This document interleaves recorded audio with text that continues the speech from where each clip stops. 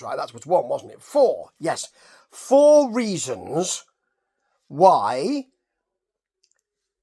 the boxing of boxing overcame the business of boxing this week. Yes, it did. Yes, it did. Well, 4 reasons from last week, really, because there were 2 fights last week that did that, and this week we had 2 more.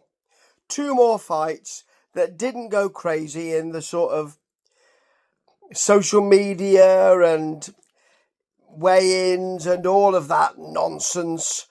Well, not that weigh-ins are nonsense, but social media is a bit nonsensical, isn't it, at times? We'll have a bit of social media later on. Yeah, and we'll have a little bit of the dirty side of the boxing I love, or something like that. That was Nina Hughes talking about a ridiculous situation in her match with Chinika Johnson. Let's have a chat about that in a minute, because let's talk about these good matches.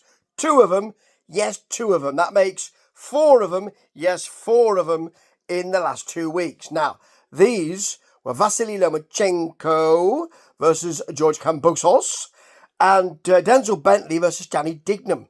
Right, first of all, Lomachenko. Now, I've said and wax lyrical about this on Steve Swift's Rambling Reviews. This, of course, is brought to you by Steve Swift's Rambling Reviews. It's called The Business of Boxing. Steve Swift's Business of Boxing. Business of Boxing. And it's also brought to you by Law. Live audio wrestling, folks. Marvellous. So, the Business of Boxing was brought to us, and the kind of bums on seats nature of it was brought to us by Vasily Lomachenko, being someone who people thought should definitely be a preeminent boxer in his weight class. He's not, and it's thought that's because boxers just didn't want to fight him. Why? He's too darn good. He's too good for his own good. And also, he should have beaten Devin Haney and didn't do so because he started probably a little bit too late and a little bit too slow, should I say. Not a little bit too late, a little bit too slow. And won the middle rounds, and Devin Haney came on the last round and won by a very small margin. So he really does need a title, and he's on the title hunt against George Kambosos, and he's prepared to try and pick up this IBF lightweight title by going to George Kambosos' backyard, Australia. Well, it's a pretty big backyard. You'd have enough room for a couple of Arctic cabins and some AstroTurf on there. So he's prepared to go to where George Kambosos is popular. It's his home country. He's prepared to fight him there, and there was a reason for that. I'll just reiterate, he's blooming good.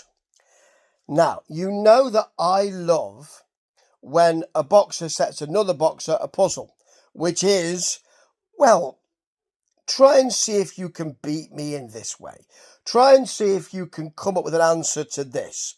What Lomachenko did was that he applied pressure from the off. Applied it with real precision. What he didn't do was I'll just try and keep shooting and try and keep punching, and maybe one of these punches will get in. Oof, that one got in, but the others were caught on my gloves. Not like that. These were precise power shots. Even when Lomachenko had a better round because, not Lomachenko, Kambosos had a better round because Lomachenko was just not taking it easy, but just boxing within himself. Lomachenko still landed more punches. That's something special. He got in and out beautifully. His countering was fantastic. And George Kambosos couldn't break that, or couldn't best that, or couldn't find an answer to that puzzle. Simple as that. Now, his corner was saying to him, put more pressure on, apply more pressure. How do you do that? When the jab is landing and landing and landing, and when those power punches are just are there for the taking. Kambosos generally, and he's been a champion, and he was there. And he'll be featuring in this podcast in not such an exciting way later on as part of the business of boxing, firmly part of the business of boxing. So Kambosos sort of moves back in straight lines. What he doesn't do is he doesn't move to the side, he doesn't work the angles, he doesn't do that. And that's always going to be dangerous for someone with the speed and the precision of Lomachenko. Bear in mind, Lomachenko is in his 30s now, in his later 30s now, and that's part of the business of boxing as well. That's the sale. Can he do it? Does he still have the quality? Spoiler alert, because you've probably already seen it though, so I probably don't need to do one. Yes, he can. And very, very well too. It was fantastic. He stopped Kambosos in the 11th, and Kambosos was really, his eye was a mess anyway. He'd taken an enormous amount of punches. He took them well. He was still throwing right to the end, but Lomachenko was just stupendous and was able to put him away. Now, that was a great fight because, as I said, George Kambosos couldn't come up with the solution to the riddle. Neither could Danny Dignam against Denzel Bentley. The way to sell this was Denzel Bentley needs a win, really needs a win. And boy, did he get one.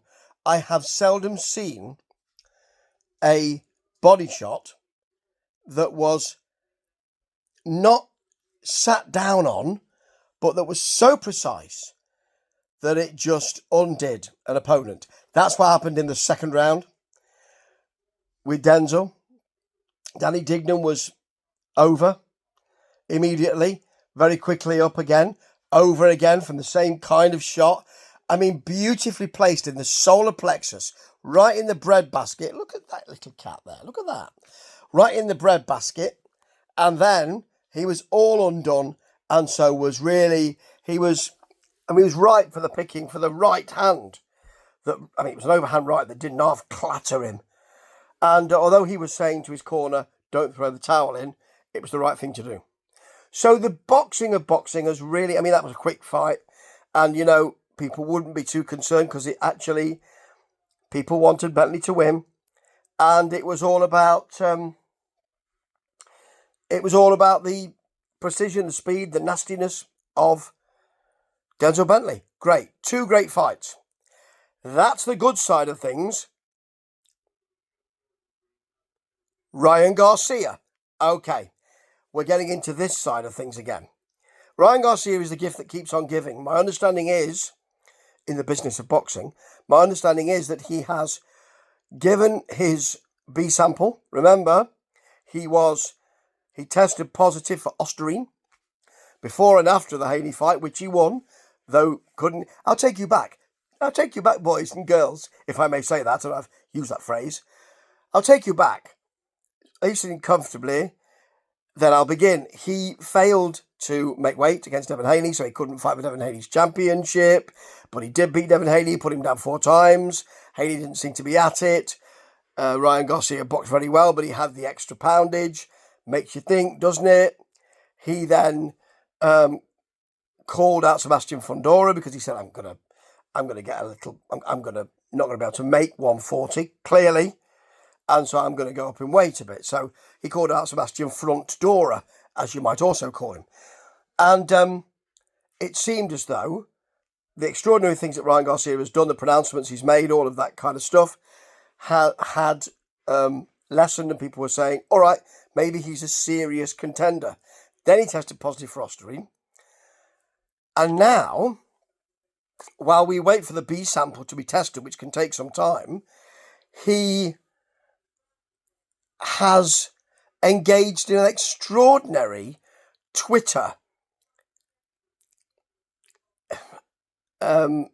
spat with George Kambosos, talking about how I think he took offence to George Kambosos talking about his alleged drug banned substance issue, and said that he slept with George Kambosos as his wife, and he'll raise his kids. Well, I mean, there's two things here. First of all, I slept with your wife, right? That's not very nice thing to say, is it? And I'll look after your kids. Are you saying you're going to create a direct debit to go into, or a backs payment to go into my account every month so they can have new clothes and roller skates and things of that nature? George Kambosos has actually been more reserved, but it doesn't help, Ryan. It just doesn't help. What you are now at the moment, in my view, is like Jake Paul, saying you're a boxer, training as a boxer, saying how much you love boxing, and then fighting MMA fighters, fighting a couple of boxers, and then fighting Mike Tyson. Lest we forget, Jake Paul versus Mike Tyson for all the marbles, particularly those green ones, the yellow ones, and the red ones. I prefer to see them playing marbles than fighting for all the marbles. What are they fighting for? Yeah, all the money, the marbles. Okay, so he said, I want to be a boxer, and then he's twisted and turned on this. And that's the same thing with Ryan Garcia. He wants to be a serious fighter. He wants to go after championships, and yet he can't stop himself doing this. And it may be mental illness, and we need to add that caveat. I've caveated it. You can see I'm caveating it. This is me caveating. I caveat, you caveat. We all caveat. They caveat. I'm not sure if they do. I'm just saying they do. Anyway, they're looking like they do. I mean, they're certainly in that position. I mean, that one's bent down a bit, and that one's jumping up in the air, so they probably are. Anyway, he is saying that he wants to be a serious, in inverted commas, fighter, go after titles, but he can't stop himself falling back into the branding thing, the business of boxing. So I think he thinks he's got two chances. He'll either get titles and do well that way, or he won't have titles, but he'll be a great brand, and people will have to put him in matches. Look, if you keep doing this and you keep hothousing it, hothouse orchids don't survive for long, do they? And hothousing yourself in a brand will, as I've said many times, and I'm boring myself here. No, not really. I mean, I'm never really going to bore myself because I am fabulous. Anyway, I have to think that because no one else will. If you continue to do that branding for yourself, then at some point, promoters are going to say, look, you're too hot to handle. As UFO famously said, too hot to handle. There's a 1970s rock reference for you. And very few people will get it. And it's all my own. So there you go. He will brand himself out the market if he doesn't watch it. And this was really, it's just, there's no sense of propriety, is there? And it's the kind of thing that, on the one hand, I'm saying, look at these 4 great fights, watch them with me. Let me explain them to you why I love them, and you'll be a fan of boxing, I'm sure, if you do this. And on the other side, there's Ryan Garcia, and they're saying, yeah, but what about that Garcia? You make a good point. It's not very nice, is it? So that's on the one hand. On the other hand, we've got, oh dear. What we have is an issue with a mistaken announcement. A mistaken announcement of a boxing match, of winner and loser, at the same on the same card as the Kambosos fight. Right? This is Nina Hughes versus Chernika Johnson. And Nina Hughes was announced as the winner. And then the ref, or the announcer, got it wrong and looked at the scorecards and thought, oh, actually, I've announced the wrong person. It should be Johnson. So he announced her instead.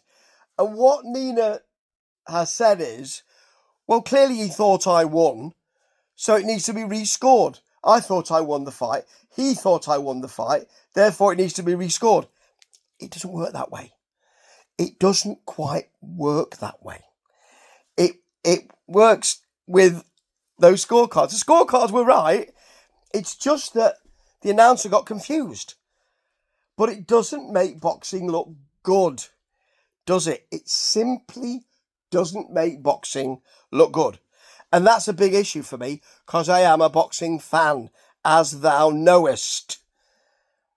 And at that point, I suppose I really should talk about the big fight, the one that is supposed to bring us back to the big fight mentality, the undisputed feel, the two biggest heavyweights, well, not really, but the two biggest as far as social media and fan goes, but not the two biggest, and that's a whole point here, or one of the points, Tyson Fury versus Alexander Usyk. Now, I have said before, I believe Alexander Usyk will win this fight. And what I thought that Tyson Fury should do was to use his 6'8" frame and lean on Alexander Usyk and make sure that he was applying that pressure and then work the body in the way that Anthony Joshua did in their second fight, was it the 7th round, 9th round, and where he had some success, and where there was success also from Daniel Dubois as well. So, what does Tyson Fury do? And I don't know who is advising him here. He loses weight. He leans down. He's got all of the Twitter thing. Oh, look at him. Oh, look. Oh, does he look good? Oh, his muscles look bigger. Oh, he's nearly got a six-pack. That's not a good thing. He's got natural attributes, which are 6'8", and he can lean on the guy. He doesn't need to... He can just nullify that footwork that Alexander Usyk is so... He's a cruiserweight, Alexander Usyk. Really? He said he will... When he beats Tyson Fury, as I believe he will, he'll go back to being a cruiser at that point. And Alexander Usyk could have had a very poor night, a very difficult night, if Tyson Fury had leant on him and used his frame. And what does he do? He plays into Alexander Usyk's hands. Is that the hand of cards that you are going to play? Well, I'll work with that then. I won't counter it with anything. What I'll do is I'll walk straight into your garden and I'll plant some flowers there, and then I will water them and wonder why they have blossomed and my garden is barren. Why would you do it? I could be wrong. Tyson Fury he is a preeminent talent.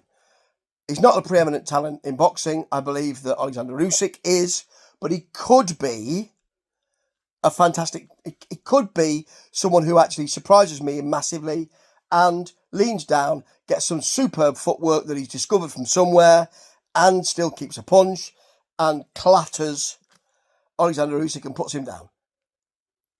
But I don't think so. And neither is Frank Warren either. And Frank must be listening to this podcast. He must be. Because that's what he said after I'd banged on about it on my podcast and this podcast. Don't play his game. It's almost as if you're saying, well, we're not going to win, so I'll give myself excuses. So what's the excuse? Well, I shouldn't have leaned down, really. I should have stayed at that weight, but that was a mistake I made. Maybe it's that. But that's what hacks like me do, isn't it? That's part of the business of boxing. And although I'm saying I hate it, I'm talking about it an awful lot, aren't I? Still, there were some good fights to talk about this week, and that really is unusual. Ta-ta.